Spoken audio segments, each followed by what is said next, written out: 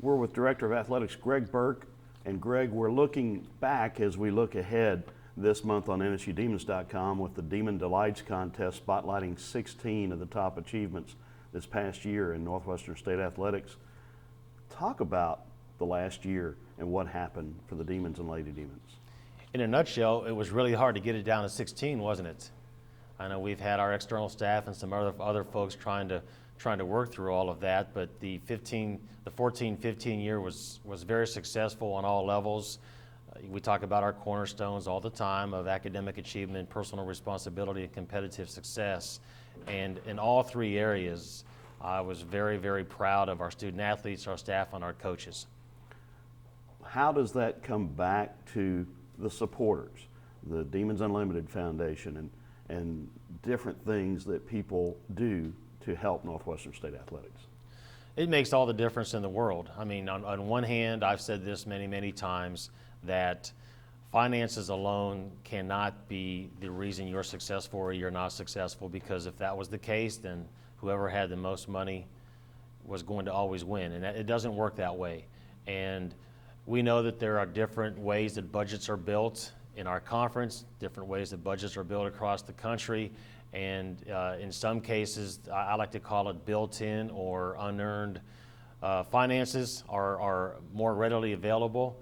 And you know, that's okay. We're not going to be in that situation, but I think that emphasizes even more the importance of selling season tickets, generating donations to the Demons Unlimited Foundation. We just started a program called Perpetually Purple, and we've had some individuals who have already made commitments in their estate, or have made one student athlete, a softball player from 1979, actually has immediately established a softball scholarship. So those kind of things make a difference because the finances help position our teams and our coaches. Doug, people have talked about the quality of our coaching staff right now. Some of the old-timers around town say it may be as good of a comprehensive staff as we've had. And I will say unequivocally that some of those coaches are still here because of the Demons Unlimited Foundation.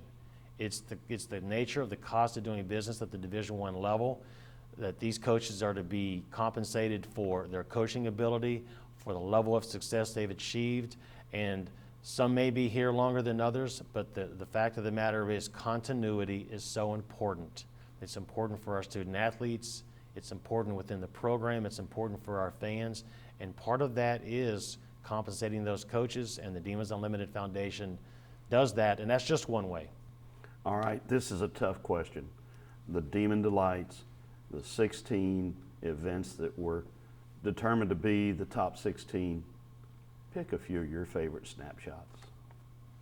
Wow, you're gonna probably make me have some people get mad at me, but I mean, you can almost go across the board. I mean, I'll kind of real quickly chronologically go from the fall to the spring, but obviously in the fall, the volleyball program and what they accomplished for the first time, winning the Southland Conference tournament, going to the NCAAs.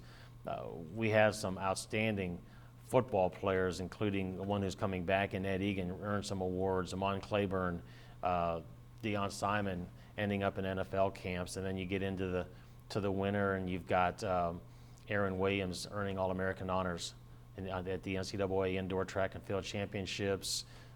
Men's basketball team leads the nation in scoring. Junior point guard Jalen West, arguably, and probably not even arguably, one of the greatest players to ever don the purple and white for the Demons, leading the nation in assists. The women's basketball team back-to-back Southland Conference tournament championships, and that was really special because they had to go in and win 4 games in 4 days.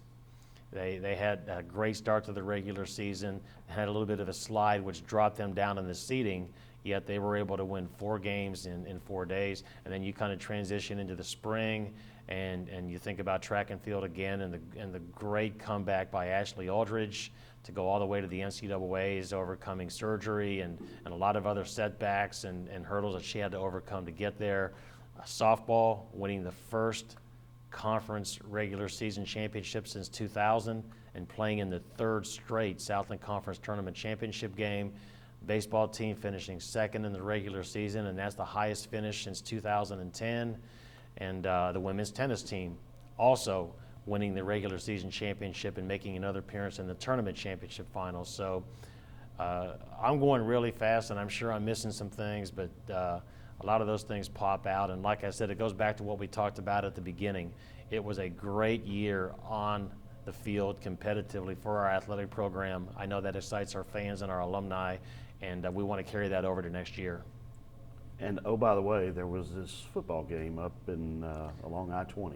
Thank you. Yeah, like I said, you get me thinking there's so much that you're going to forget something, but there was that game up in Ruston, and our football team scoring 13 points in the last 8 minutes and something of the game, including a 47-yard field goal that I think would have been good from about 67 or 77 yards, something like that.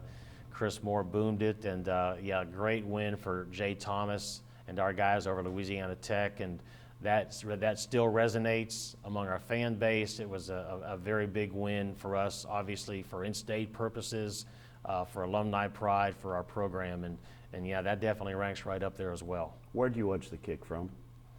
I watched it from the visiting AD's box, and I will tell you that my eyes were focused less on Chris Moore kicking the ball than they were on you, Doug Ireland, standing underneath the goalpost, because I knew by your reaction, because it's really hard to tell sometimes if that ball is between the uprights, but I knew your reaction would tell me.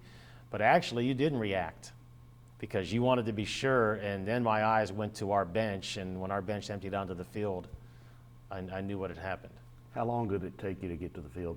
Too long, because I had to work my way down, but I got down there eventually, and it was just great to embrace Jay Thomas, to really see the joy in the faces of our players, to see the joy in the faces of our fans, and especially some fans, and I'm not going to start naming them because I'll leave people out, but we have a great loyal fan base, and we have some fans that have been with us a long time, and they've stuck with us through thick and through thin, and to see the looks on their faces for how happy they were, it really meant a lot.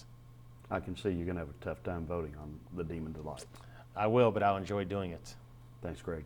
You're welcome.